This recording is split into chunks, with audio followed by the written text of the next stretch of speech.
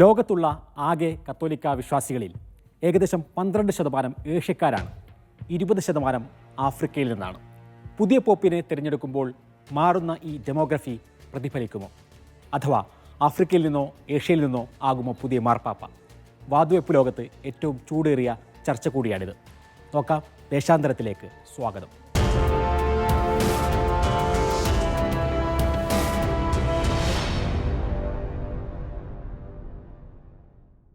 വത്തിക്കാനിലെ cysteine ചാപ്പലിൽ നിന്ന് വെളുത്ത പുക ഉയരുന്നതും കാത്തിരിക്കുകയാണ് ലോകം മുഴുവൻ. ലോകത്തെ ഏറ്റവും നിഗൂഢതയും രഹസ്യാത്മകതയും നിറഞ്ഞ തെരഞ്ഞെടുപ്പാണിത്. പുതിയ പോപ്പിനെ തിരഞ്ഞെടുക്കാൻ വോട്ടവകാശമുള്ള കർദിനാൾമാർ 135 പേർ. ഇതിൽ 2 ഭൂരിപക്ഷം കിട്ടുന്ന ആൾ ആഗോള കത്തോലിക്ക സഭയുടെ പുതിയ പോപ്പാകും. ആരാകും പുതിയ പോപ്പ് എന്നതിന് ഇക്കുറി രാഷ്ട്രീയമായ ഏറെ മാനങ്ങൾ കൂടിയുണ്ട്. സഭയുടെ ലോകവീക്ഷണത്തെ തന്നെ തിരുത്തിയ ഫ്രാൻസിസ് മാർപ്പാപ്പയ്ക്ക് പകരം വരുന്നൊരാൾ അതേ നിലപാട് തന്നെ തുടരുമോ, അതല്ല കൂടുതൽ യാഥാസ്ഥികമാകുമോ എന്നതാണ് പ്രധാനപ്പെട്ട ഒരു കാര്യം. കഴിഞ്ഞ 1500 വർഷത്തെ ചരിത്രമെടുത്താൽ അവിടെയൊന്നും ആഫ്രിക്കയിൽ നിന്നൊരാളും മാർപ്പാപ്പ ആയിട്ടില്ല. അതിന് ചരിത്രപരമായ കാരണങ്ങളുണ്ട്. ഇതുവരെയുള്ള മാർപ്പാപ്പമാരുടെ എണ്ണമെടുത്താൽ 266 മാർപ്പാപ്പമാരിൽ 217 പേരും ഇറ്റലിയിൽ നിന്നായിരുന്നു. ഇറ്റലിക്ക് പുറത്തുനിന്ന് 49 പാപ്പമാർ മാത്രമാണ് ഉണ്ടായത്. അതിൽ 16 പേരും ഫ്രാൻസിൽ നിന്ന്, 6 പേർ ജർമ്മനിയിൽ നിന്നും. 100 വർഷം മുമ്പ് 1910 ആകെ കത്തോലിക്ക വിശ്വാസികളിൽ 65% യൂറോപ്പിലായിരുന്നു. ഇപ്പോൾ അതാകെ മാറി മറിഞ്ഞിരിക്കുന്നു. ഇപ്പോൾ കത്തോലിക്ക വിശ്വാസികളിൽ 20% മാത്രമാണ് യൂറോപ്പിലുള്ളത്.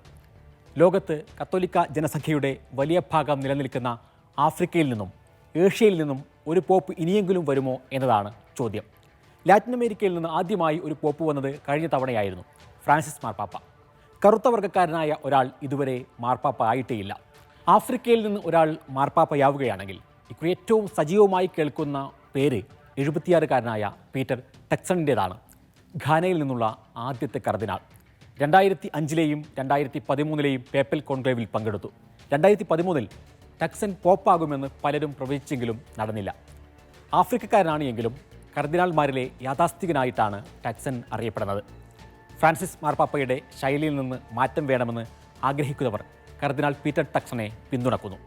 ഗിനിയിൽ നിന്നുള്ള റോബർട്ട് സാറയാണ് ആഫ്രിക്കയിൽ നിന്ന് മാർപ്പാപ്പയാകുമെന്ന് പ്രവചിക്കപ്പെടുന്ന മറ്റൊരു കർദിനാൾ. യാഥാസ്ഥികനാണ്. ഫ്രാൻസിസ് മാർപ്പാപ്പയുടെ ശൈലിയെ തുറന്ന് എതിർത്തയാൾ. ഇംഗ്ലീഷ്, ഇറ്റാലിയൻ, സ്പാനിഷ്, ഫ്രഞ്ച് ഭാഷകളിൽ വൈദഗ്ധ്യമുണ്ട്. യൂറോപ്യർക്കും അമേരിക്കക്കാർക്കും പ്രിയപ്പെട്ട കർദിനാൾ കൂടിയാണ്.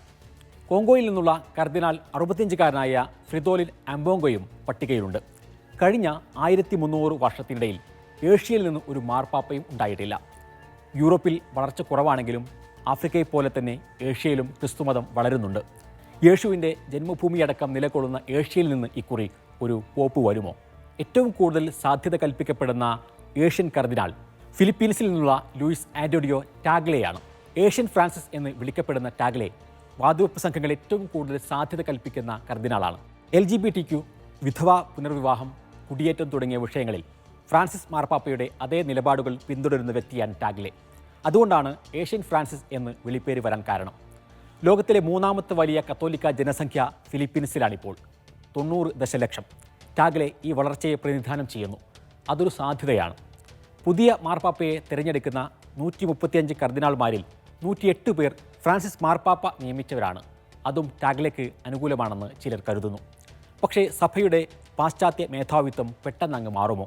കത്തോലിക്ക വിശ്വാസികളിൽ 20% മാത്രമാണ് യൂറോപ്പിലുള്ളത് എങ്കിലും പുതിയ പോപ്പിനെ തിരഞ്ഞെടുക്കാൻ വോട്ടവകാശമുള്ള 135 കർദിനാൾമാരിൽ 53 പേരും യൂറോപ്പിൽ നിന്നാണ്.